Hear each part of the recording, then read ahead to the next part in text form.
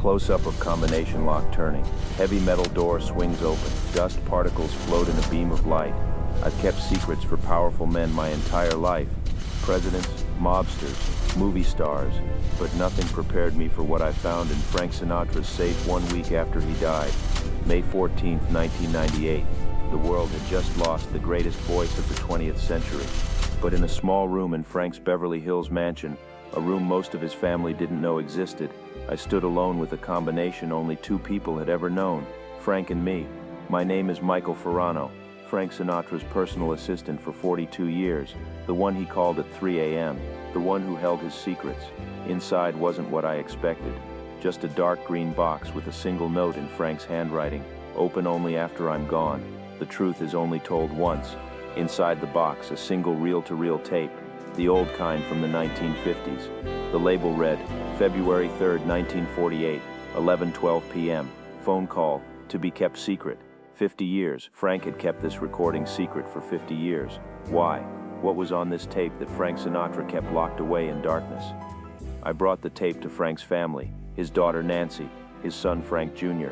They deserved to know. We gathered in Frank's study, door locked, curtains drawn, just immediate family and me. I threaded the tape with shaking hands. Nancy helped me. Whatever's on this, she said quietly. We face it together. I pressed play. Static. Then the sound of a rotary phone being picked up. Frank Sinatra's voice. Young, vibrant, age 32. Hello, this is Frank. Silence on the other end. Heavy breathing. Rain against a window. Then a woman's voice. Soft, trembling. Frank, it's Clara. Everyone looked confused. Who was Clara? The name appeared in no biography, no interview, no story Frank ever told. Clara was a ghost. Frank's voice on the tape softened. Clara, why are you calling so late? Are you okay? The woman tried to control her breathing. Failed. Frank, this is goodbye. I need to tell you something. Please don't interrupt. Just listen. We all leaned forward. Do you remember the night we met? That little club in Manhattan. The rain. You saw me and smiled. That smile, Frank, that smile is what killed me. Frank's voice, urgent. Clara, what are you talking about? I'm dying, Frank. The doctors say 3 weeks, maybe a month. Cancer. Complete silence in the room. Oh my God, Clara, where are you? Tell me. No, don't come. I want you to remember me as I was. Young. That girl who danced to your songs. Clara, please. Frank, listen. There's something you need to know. I should have told you sooner, but I was scared. A pause. Clara gathering courage. I'm pregnant, Frank. I'm carrying your child. Nancy gasped. Her hand flew to her mouth. Frank Jr. stood up, then sat back down. On the tape, Frank's breathing got faster, heavier, panicked. What? Clara, how? When? Why didn't you tell me? Because you were married. You had Nancy at home. Your career was taking off. I couldn't ruin your life. You're not ruining anything. Clara, no, you listen. I'm dying and I need you to know you're going to be a father, but you'll never meet this child. I won't let you. Frank's voice broke. What are you saying? I've made arrangements. When I die, the baby will be adopted. A good family, a normal life, not the chaos of your world. You'll never know who they are. Neither will the child. Clara, no. Let me help. Let me, you can't. You're Frank Sinatra. How would you explain a secret child? It would destroy everything. Nancy was crying now. Quiet tears. This conversation happened 2 years after she was born. While Frank was married to her mother, Clara's voice softened. I'm giving you a gift. The gift of knowing. You have a child in this world. Even though you'll never meet them, a part of you will live on. What if they want to find me someday? They won't, because they'll never know. I'm taking that secret to my grave, and you need to take it to yours. Clara, give me your address. No, Frank, this is goodbye. Sing well, love your family, live your life, and know that somewhere, a little piece of you is being loved. A silence, then barely audible. Goodbye, Frank. Thank you for that smile. Click. The line went dead. On the tape, we heard Frank Sinatra break down into sobs. Desperate, choking sobs. Then the tape ended. Static. Silence. Nobody moved. Nobody spoke. Finally, Nancy whispered, "Who was Clara?" I pulled out a second paper from the box. Frank's note, written in November 1997, 6 months before he died. I've spent 50 years searching for Clara. Private investigators, hospital records, birth certificates, death certificates, every Clara in every city I performed in during 1947-1948. I found nothing. Either she gave me a fake name, or she was a ghost. But I know what I heard. Somewhere I have a child I'll never meet. This tape is all I have left. FS. Later I found a private investigator's report from 1973. 25 years of searching. They'd checked hospital records in NYC, Newark, Jersey City, death certificates for women named Clara, ages 20 to 35, died in 1948, adoption records, cemetery records. Result, nothing conclusive. 14 women named Clara died of cancer in that time frame. None matched the voice, none showed pregnancies matching the timeline. The investigators' handwritten note said, "What if Clara wasn't her real name? She didn't want to be found." Frank wrote in the margin, "Then I hope she's at peace." I started noticing patterns I'd missed during 42 years with Frank. Every February 3rd, the date of that phone call, Frank canceled everything, disappeared for the day. Nobody knew where he went. Now I knew. February 3rd was the night Clara called, the night Frank found out he had a child somewhere, a child he'd never meet.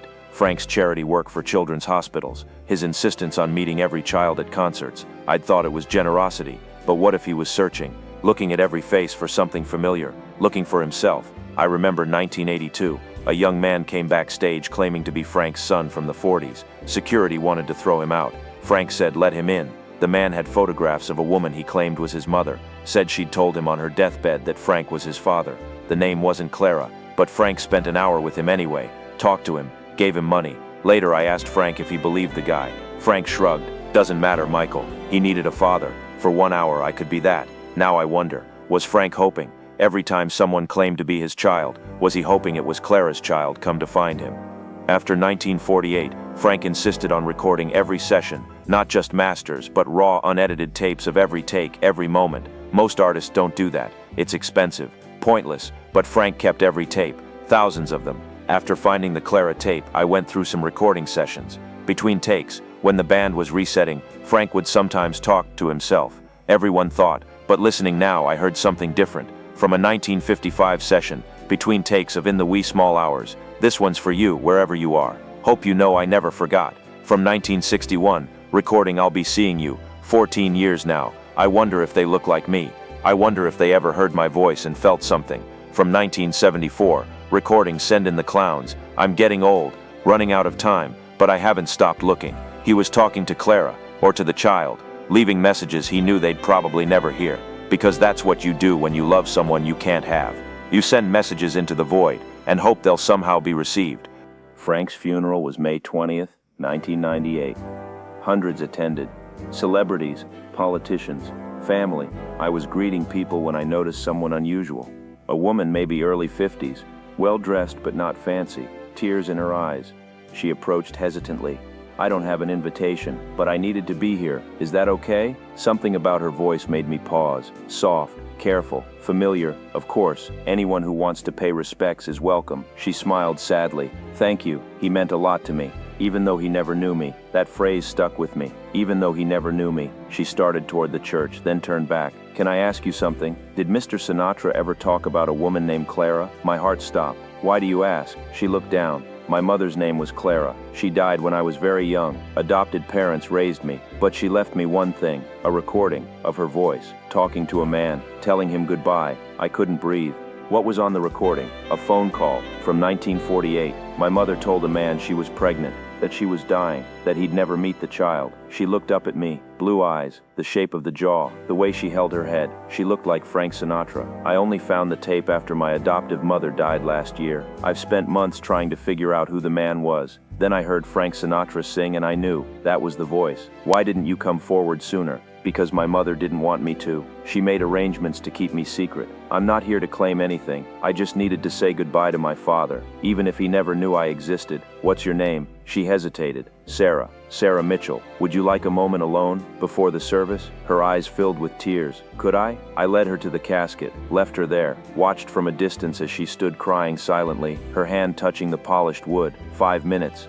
Then she walked out without attending the service. I never saw her again. Did I tell Nancy and Frank Jr. about Sarah Mitchell? No. Clara had asked for secrecy, arranged her entire death to protect it. Frank, despite 50 years of searching, had ultimately respected her wish. He kept the tape hidden. Who was I to undo that? But I did hire an investigator. Found 17 Sarah Mitchells, approximately 50 years old, possibly adopted. I sent each an anonymous letter. "If you believe you might be the daughter of Frank Sinatra, a confidential DNA test can be arranged. The results will be private. The choice is yours." Only one responded. She declined the test. Her letter said, "Thank you for your offer, but I already know the truth in my heart." That's enough. My mother wanted privacy. My father honored it. I won't break it now. Some questions are better left unanswered. I knew Frank Sinatra through his music, through his voice, through how he sang about loss and longing. That's how I'll continue to know him, as a daughter knows her father's heart, even from a distance. I never tried to contact her again. 20 years since Frank died, 70 years since that phone call. Clara is certainly dead.